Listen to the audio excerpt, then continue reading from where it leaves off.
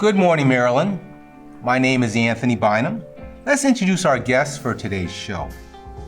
To my immediate right is Father Vincent Arusku, the Associate Pastor, Christ the King and St. Bernadette parishes. To his right is Pastor Michael Horrigan, who we refer to as Pastor Mike. He is the leader of Dayspring Presbyterian Church. To my left is Dr. Reverend Kenneth P Moore, who we refer to as Pastor Moore. He is the leader and minister of John Wesley United Methodist Church of Glen, Burnie. So gentlemen, first of all, thank you so much for being here today. I really, really appreciate all of you. Thank you. So let's start off with perhaps some opening statements before we start with the questions. Father Vin, do you have an opening statement for us? It feels great to be here, Anthony. Good to see you, and great to see you guys, and to have some conversations about our faith. Thank you. And Pastor Moore, same question, opening statement rather. It's indeed a pleasure to be here with you, my brothers, colleagues of the gospel. I'm reminded of the book of Psalm in the 133rd book, where the psalmist said, "Oh, how good it is when brothers can dwell together in unity." And indeed, in times such as this, it's good when we can come together, regardless of our denominations, and just chat and be a source of inspiration and strength for one another. Thank you. And Pastor Mike. Yes, first of all, thank you, Anthony, for the privilege of being here with you and my new brothers and friends I just met here a bit ago, and having some time to chat together, and looking forward to celebrating the things that we have in common. Very good, very good. So what we're going to do is just kind of have some questions just to get the conversation started. So Pastor Moore, let's start with you. Tell us a little bit about your childhood, about some of your interests, about some of your hobbies. Anthony, that's an interesting question, because when I look back on my childhood, I have fond memories. It seems like the things that I did in my adolescence and my childhood are non-existent today.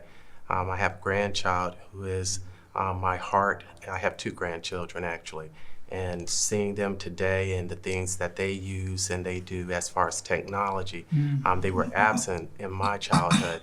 But I'm a military-dependent child, the middle of 5 children, and had the opportunity to travel abroad and live extensively in other countries and experience different cultures and communities. And when I was a child, it was, I think, much simpler then. We just enjoyed playing outside, and we were outside all day. We enjoyed riding bicycles, and friendship was everything.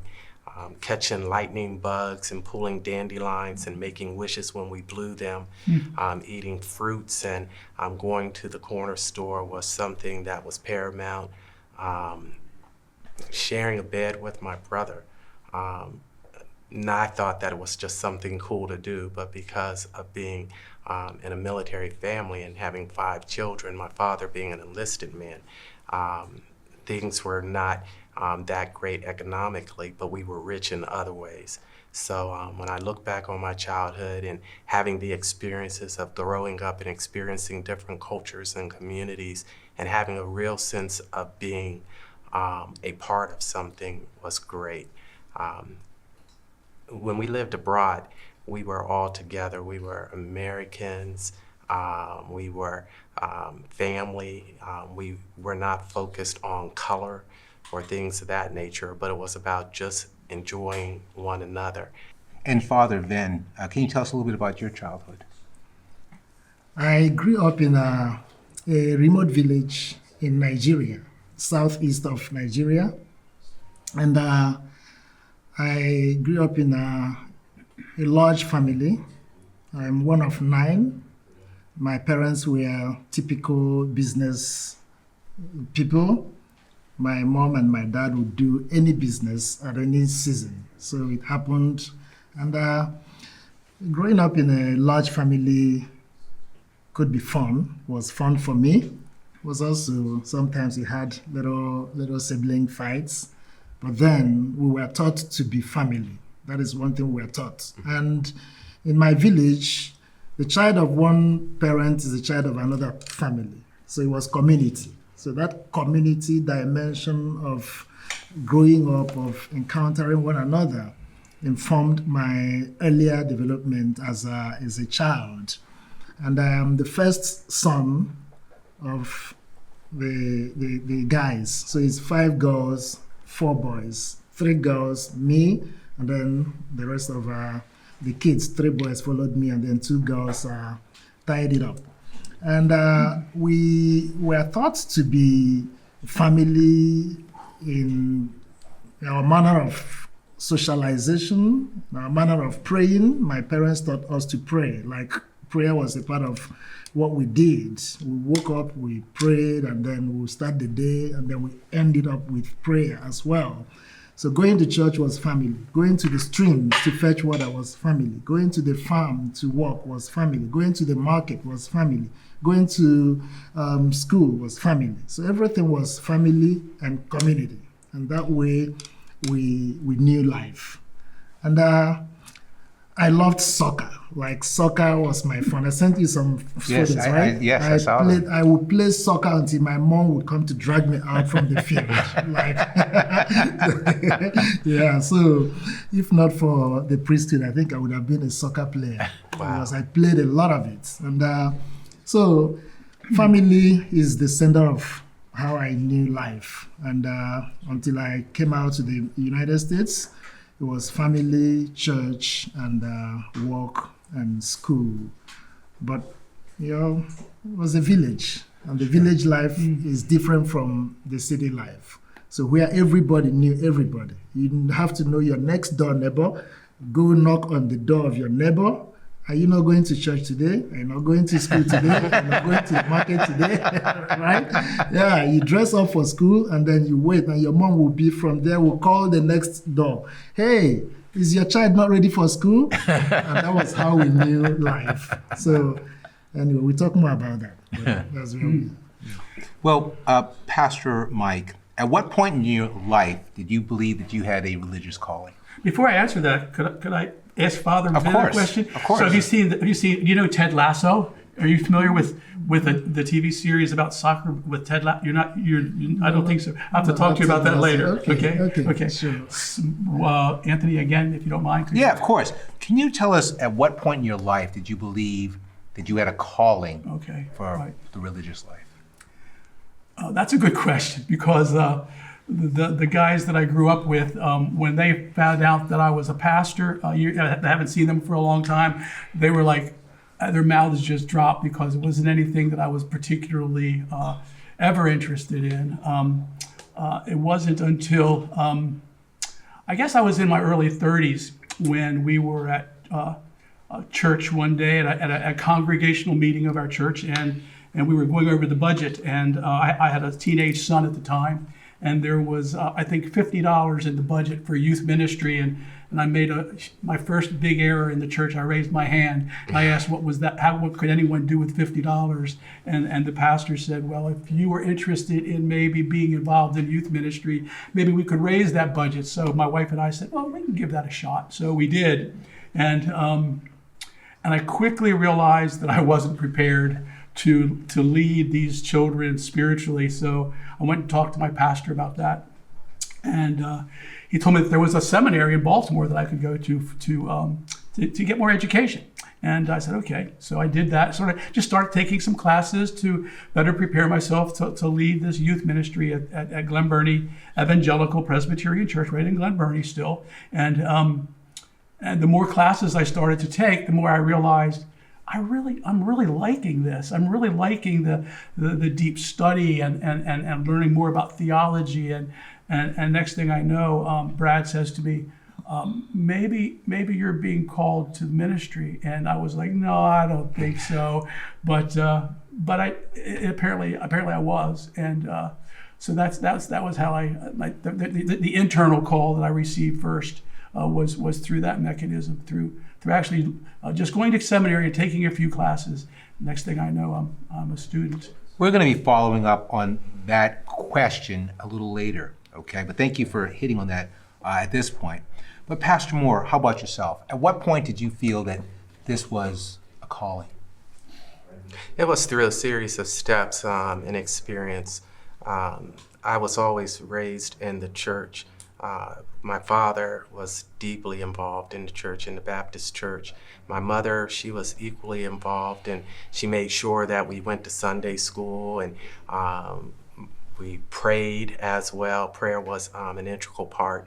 My father would be in the church all the time, where there were dinners that were being done, or singing in the choir, or special events that were happening in the church. So it was always with my father. I traveled everywhere with my father. I was in the adult choir, singing in the adult choir. I served as an acolyte in our church, oftentimes in the black church. Fifth Sundays were the youth Sunday. And you wore black and white. You had to usher, you had to do this and that. And my father would always volunteer me to either read scripture or to pray or to do whatever. But my problem was I knew that God wanted something more of me. So the tension that was there was listening to educators that said that I didn't have the skill set to go to college, and hearing the voice of the Lord saying, but I need you to go. And being in the Methodist church, that we'll get into later, it's very much structured in education, almost to the point you may not even be called, but if you have the education, sometimes they'll look at that, it seems. So long story short, I knew I needed to go to college, and the Lord opened doors each step of the way. My constant prayer was, Lord, if you are calling me, will you give me the tools that I can be successful and enter in through the process? And the Lord blessed and was able to get my undergraduate degree, went to seminary, received my master's and my doctorate degree. And each step along the way, my constant prayer was, Lord, if it's your will, then open the door. And the door opened and I passed through. Amen. Good. So, It's fantastic. Father Ben, tell us a little bit about the steps involved in the priesthood. The steps involved in the priesthood. I think before I get into that proper, now you mentioned that the essence of this gathering is community, building community. And yesterday I was reading a study that was talking about the Gen Zs and that they don't trust anyone. They don't trust friends. They don't trust siblings. They don't trust God either. But I want to say this right away, that to be a priest or to be a minister for God is a great thing. And I want to communicate to our generational kids of today that you have to trust God. If you have to trust God and believe God to be either a priest or a pastor or a minister. For me, getting into the priesthood was inspired by my parents, my family. So it was like, oh, get in, become an altar server. So I went in, joined the altar server, and then was going serving mass. And then it happened that there was an announcement. What is this called now? Altar server. Altar server. Altar server. We call it mass servers. The mass is the Blessed Eucharist. Okay. So you have to have altar servers who will serve the priest while he is celebrating the mass, help him do things on the altar. So I was about 10 years old when I was introduced to that, and it was fun. So from there, it was announced that there was an entrance examination into the seminary. So I took the entrance. We were about 5 of us. And then Well, how old were you for that? I was then 12 years. Oh, my goodness. Yes, I was 12 years old when I went into the minor seminary to start it's like going into the high school, but it was a dorm. Like you have to live in the school with other boys. It wasn't easy. It wasn't fun. But my dad and my mom had some disagreements then. My mom, in her emotionality, didn't want me to go because I was that little boy crying when I would go back to school. But that's it. Someday he would realize it and we would be the one asking him to come back. But then we had 6 years of that. Then after the 6 years, you will go into the parish to serve. And then you will be trained also by the priest. Then after that, we had what is called the spiritual year. And you go into the spiritual year, it's more of introductory into the philosophy courses and then into the theology classes and all that, psychology and all that. Then after the 1 year, each of these years is followed by an assessment. So if you're found, if you qualify, then you go to the next stage. Then the philosophy, 4 years. Philosophy is like, we call it ancillary theology, is the auxiliary to theology. So you study 4 years of philosophy where you're exposed to all the radical thoughts, Socrates, Aristotle, Thomas Aquinas, Plato, René Descartes, and all of them, right? And then you see people who doubt the existence of God. And then you are exposed to reason in such a way that you know that this is the foundation of what you might believe or not believe. And then you go for another year of formation in the parish, then come back for 4 years of theology. So it's 4 years philosophy, service, 4 years of theology, and then at the end of the 4 years of theology, you go again for another year to work with the parish to learn the practical aspect of the work now.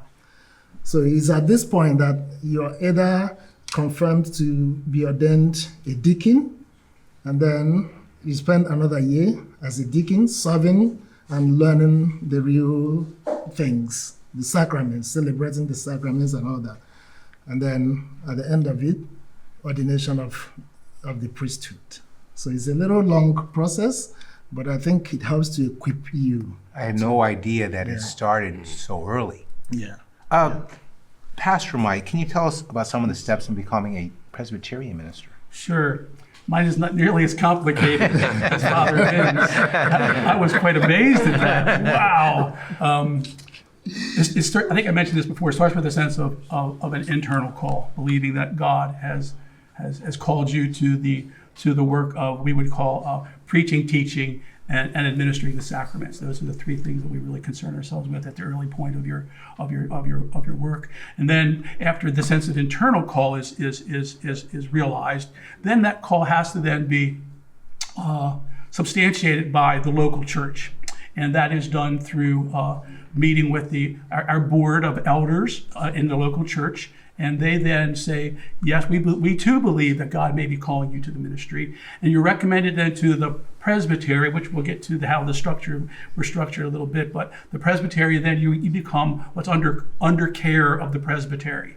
And then part of that under care process includes a very detailed internship, which would last maybe 2 or 3 years. And you're doing that while at the same time you're going to seminary. My seminary I was married at the time. I had 4 children, and I had I was working full time, so it took me 9 years to get my master's degree. So that process is going on all at the same time. And then when you finished your degree, your undercare process is over, your internship is completed, then you go through what we call ordination trials.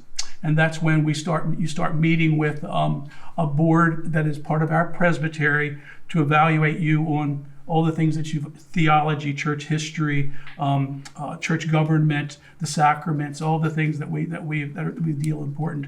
And then they then recommend to the presbytery that you are ready to be examined by the presbytery as a whole.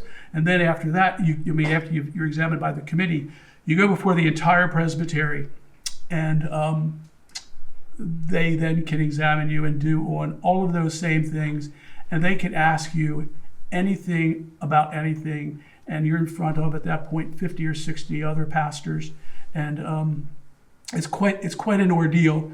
For example, I was asked to outline the book of John on the fly right now. So you have to do those sorts of things, and after you've completed that, we don't ordain you until you have a call to a particular church. So we just don't ordain men and just leave them ordained without a call to a particular church. And so then, so that once the call to the church happens, then you're ordained to the work of that church, and that's where you are. It's still complicated. Different versions, you know. Yeah. So, first of all, thank you for that answer. Thank you for that. What we're going to do is we're going to move forward a little bit. You started to hit on church structure. So with the remaining time, I'd like to stay on that point. Pastor Moore, if we could, tell us a little bit about the structure of the Methodist Church. Well, the Methodist Church is structured, and we're guided by two books abroad. The Book of Resolution. The Book of Resolutions, it has different stances and positions that the United Methodist Church, what our stance is, from everything to stopping criminalization of communities of color in the United States, to treatment and cure of animals. Anything you can think of, there is a resolution that will tell you the official stance of the United Methodist Church. The Book of Resolution is published, as well as the Book of Discipline that gives the polity and the order and the structure and the general ordinances and articles of the United Methodist Church. These books are established through a sense or source of ratification that takes place overall at our general conferences that are held.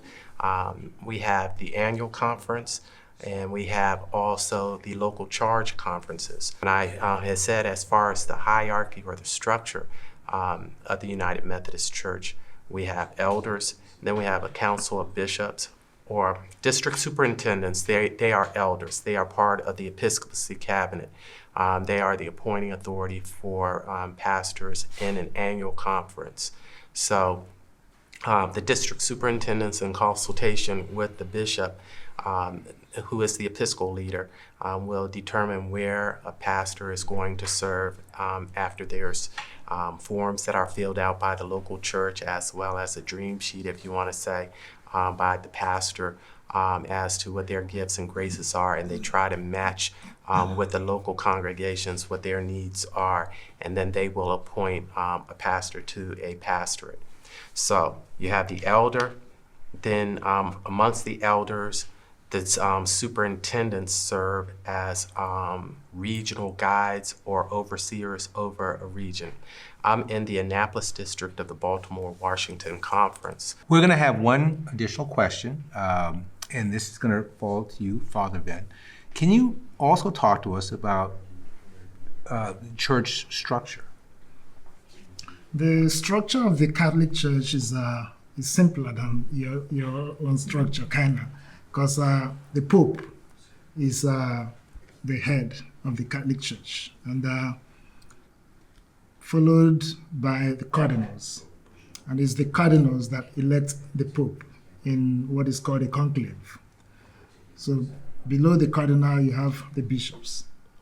Within the bishops, you can also have archbishops. We have the Pope, who is in Rome and who is also the bishop. He's a bishop, the Bishop of Rome. Mm-hmm. Okay, then the cardinals work directly with the Pope, and then the bishops work in dioceses. Archbishops work in archdioceses. Okay, and then you have the priests who work in the parishes, posted by the bishops. So we call it the hierarchy. The hierarchy, and then you have deacons who either become priests if they are in the transitory diaconate phase, or they're permanent deacons. And then that's the order. And then you have the laity. So it's the Pope, cardinals, archbishops, bishops, priests, deacons, and the laity. Amen. Well, gentlemen, it's been fantastic. We had great conversation. As when we do these types of things, there's all kinds of things we want to cover, but we do have certain time constraints. But I do think we had a open, honest discussion. We peeled back that onion a little bit on what I believe is probably the most important vocation we have in our society. So Pastor Moore, Father Ben, Pastor Mike, I want to thank you all so much for your time. Thank you. Thank you. Thank you. Thank you. Thank you. Nice meeting you. Good to Nice see to you. see you. Nice meeting you. Good to see you. Likewise, yes. Good to see you.